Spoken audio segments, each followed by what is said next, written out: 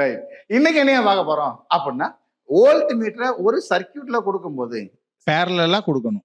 ஏன் கொடுக்குறோம், அதான் இன்னைக்கு பார்க்க போறோம். அப்ப ஓம்ஸ் லாவுக்கு சர்க்கியூட் அப்படின்னா பேட்டரியில இருந்து கீழ இருந்து ரியோஸ்டார், இந்த ரியோஸ்டார்ட்ல இருந்து ஒரு ரெசிஸ்டன்ஸ், இந்த ரெசிஸ்டன்ஸ்ல இருந்து என்னையா அப்படின்னா அம்மீட்டர்ல இருந்து இங்க கனெக்ட் பண்ணியாச்சு. Now a voltmeter is connected in parallel. இப்ப இது எப்ப வோல்ட் மீட்டரா மாறும்? போன ரீல் பார்த்துருந்தா தெரிஞ்சிருக்கும், இல்ல இப்ப தெரிஞ்சுக்கங்க.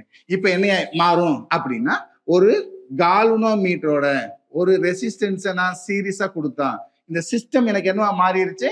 வோல்ட் மீட்டரா மாறிடுச்சு. அப்ப இந்த ரெசிஸ்டன்ஸ் அப்படிங்கிறது என்னையா இருக்கும்? ஹையா இருக்கும்.